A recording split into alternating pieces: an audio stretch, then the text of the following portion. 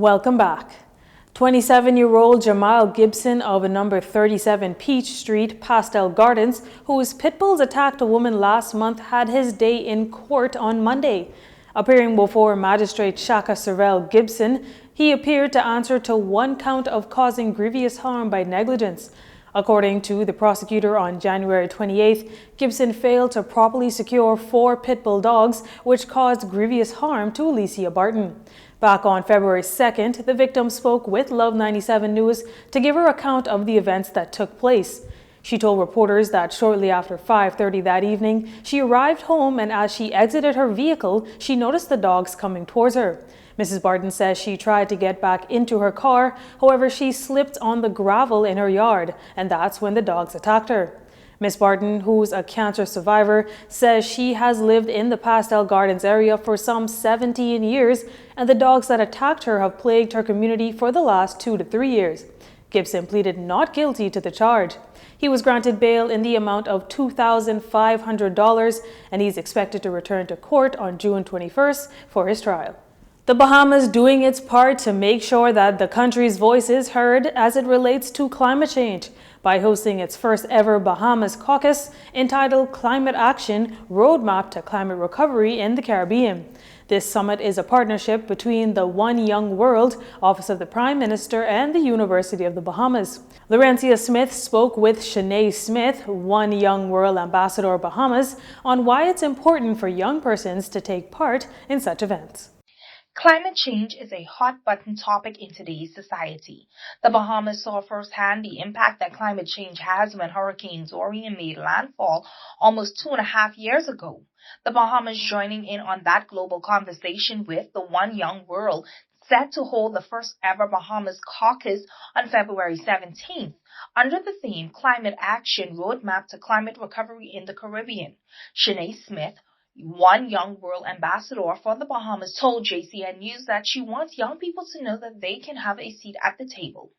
Yes, it's really important that young people have a seat at the table because they're the ones that are going to be inheriting the effects of climate change. They're the ones that are going to be most effective if something doesn't change. So it's really important for them to have their ideas and their voices and their concerns heard. Ms. Smith says that the goal of the summit is to create an environment where climate leaders in the Bahamas can come together. And collaborate and network and talk about new ideas to help mitigate the effects of climate change, and not only come up with ideas to mitigate, but also ideas to help us adapt. So key strategies, we want to come up with them and share and build an environment of networking and collaboration. The title of the caucus is Climate Action: The Roadmap to Recovery. So we're going to be One Young World was established in 2009 to connect the youngest and most talented people, ensuring that their concerns, opinions, and solutions are heard and considered by those in power.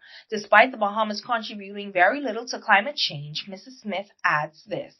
I think it's incredibly important because we're seeing the effects of climate change now more than ever, specifically with Hurricane Dorian that recently passed. The effects of that hurricane were devastating to the Bahamas. And like you said, we contribute very little to the effects of climate change, but we're one of the countries that are affected the most. So it's really important that we get our voice out there and we have a seat at the table because we are the ones that are being affected by it. Prime Minister Philip Davis is expected to deliver remarks at the summit on Thursday.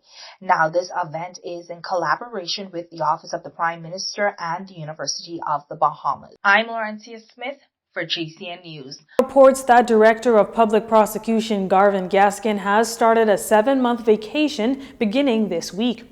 Mr. Gaskin will reportedly be replaced by Queen's Counsel Franklin Williams. Mr. Williams is from the Office of the Attorney General and fulfilled the post of Deputy Director of Public Prosecutions in 2021, while Mr. Gaskin was on vacation. Since his appointment as director in 2018, Mr. Gaskin has faced constant criticism, largely from members of the then opposition Progressive Liberal Party, who claimed he was incapable of leading.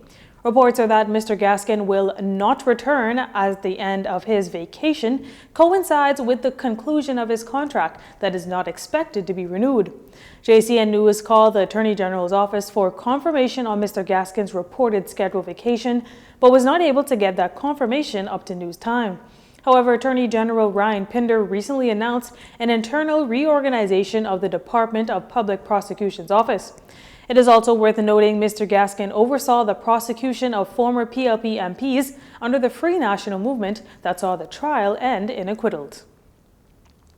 There can be no denying foreign cultures like American, Jamaican, and Haitian, just to name a few, have greatly influenced the way we live in the Bahamas. And for some Bahamians, there is a serious threat of losing much of our own identity to those cultures.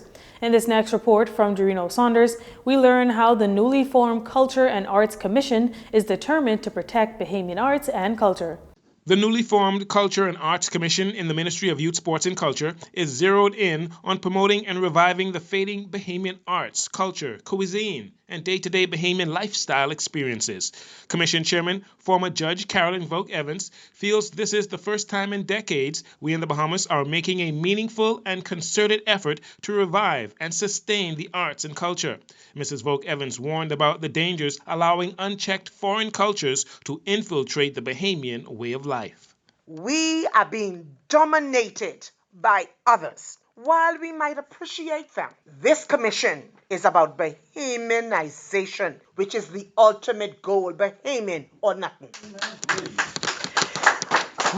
We believe that working together to achieve respect and an environment that encourages art and culture to thrive for the benefit of our people so that we are not overcome by culture of others. Ms. Vogt Evans says the commission will also look to encourage talented Bahamian artists and culturalists to return home to contribute to Bahamian art and cultural development. She says many opportunities will be available.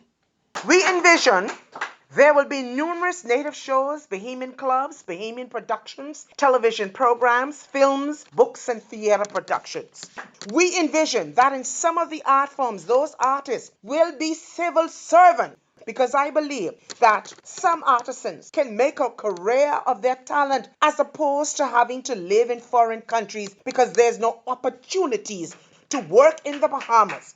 And we envision the return of many of our sons and daughters of the soil to contribute to the building of our nation culturally, because the opportunity has now arisen.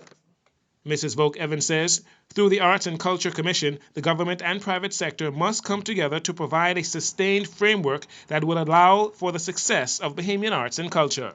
We recognize that administration is to ensure that the proper infrastructure is in place, but it must be a concerted effort between the private sector and the public sector. We cannot rely on governments to do it alone. It is time for us to put up or shut up. We must come together at one, put aside our differences, and work together to save our country, because a country who do not know who they are will perish.